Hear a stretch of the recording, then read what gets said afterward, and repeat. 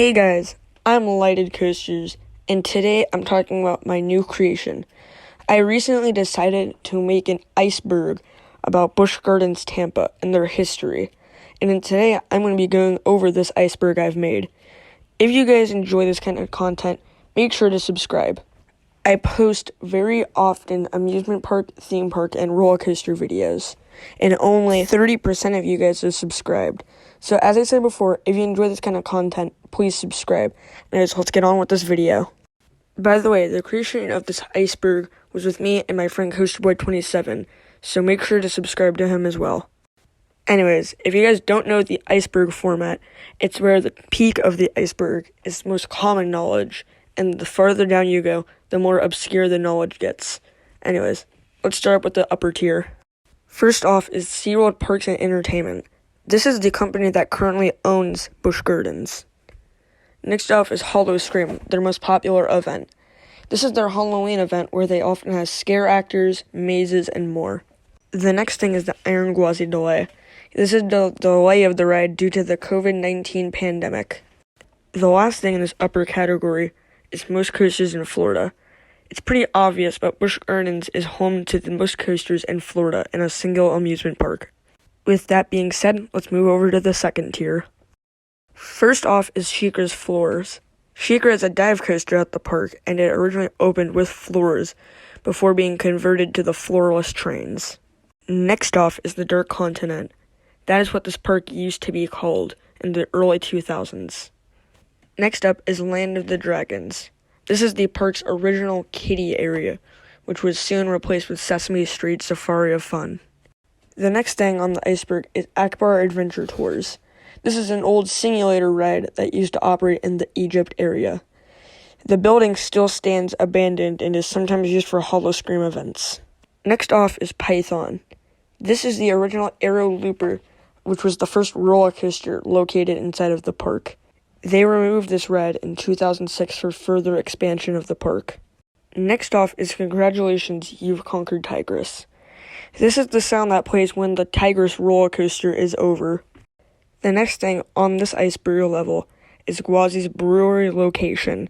You might be confused by this, but the location of Gwazi is where the original Busch Gardens brewery used to operate.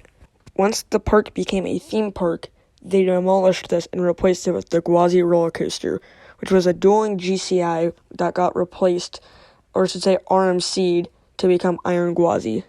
The last thing on this level of the iceberg is the Cobra's eyes are blue. In real life, the Cobra's eyes change, but according to the merchandise and ride logos, his eyes are officially blue. With that being said, let's move on to the third level. The first thing is the Pygmy Village section. This is not a very long-lasting kiddie area the park used to have. There isn't much known about this area of the park, but there is enough to where I feel like it fits in the third spot. Next off is Gwazi's Trains. Right before it shut down in 2015, they added GCI Millennium Flyers, replacing the old PTC lap bar trains. These trains, once the ride was shut down, were sent over to Busch Gardens Williamsburg to be used on their Invader roller coaster, where they still operate to this day. The next thing is First Inversion in Florida. When they added the Python roller coaster, it became the first inverting roller coaster in Florida. The next thing on this level is Twisted Tiger. This is the original trademarked name for Iron Gwazi. This name did not end up getting used, and we wonder what it's used for now. Maybe we'll see another RMC in the train.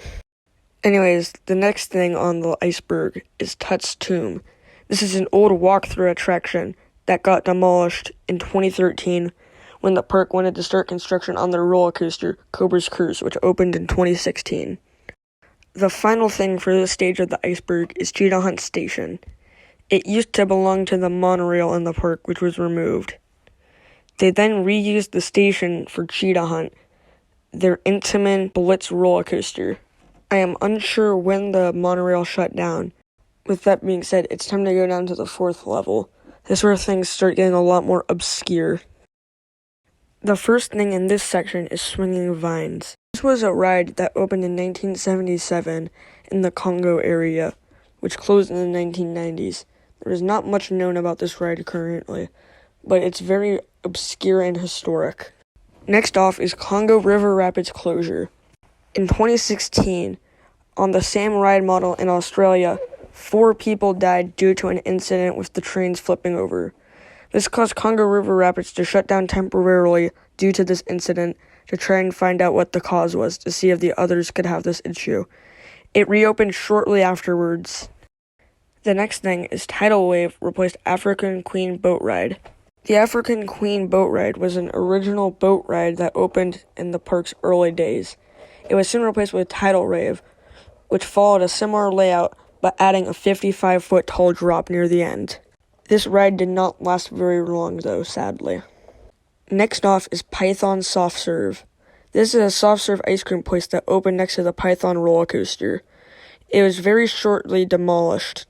And of course, the final thing on this section is Pirates 40.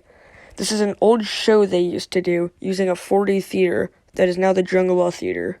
It operated for a brief few years during the mid-2000s. And with that, it's time to move on to the final tier of the iceberg. The things that take place in this section are very unknown and are very obscure. The first one is Guava Death. In the early days of the Guava roller coaster, a man suffered a heart attack while riding the ride and died shortly afterwards. This was around the time where people were starting to question if roller coasters were safe or not, which really hurt Busch Gardens' reputation. Next off is Hollywood on Ice. This is their original ice skating show. Not much is known about it except it was in the early days of the ice skating shows. This show did not make much sense to be put in an African-themed park. And now, for the final event, is the Busch Gardens Tampa gunfire incident.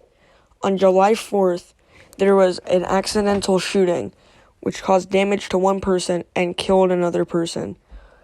I'm not very sure on what caused all of this, due to it being pretty unknown, but it was reported that it seemed to have been celebratory shooting to celebrate July 4th, and the bullets accidentally shot people. This is still somewhat a mystery, but it happened a long time ago and does not appear to be solved anytime soon. This is really sad, and I feel bad for the person who died due to it. And with that being said, that is it for the Busch Gardens Tampa Iceberg. If you guys enjoyed this video, please make sure to like, comment, and subscribe, because as you guys saw before, only 30% of you guys are subscribed that watch my videos. Anyways, with that being said, that's it for today's video. I am Lighted Coasters. I'll see you guys on the next video. Goodbye.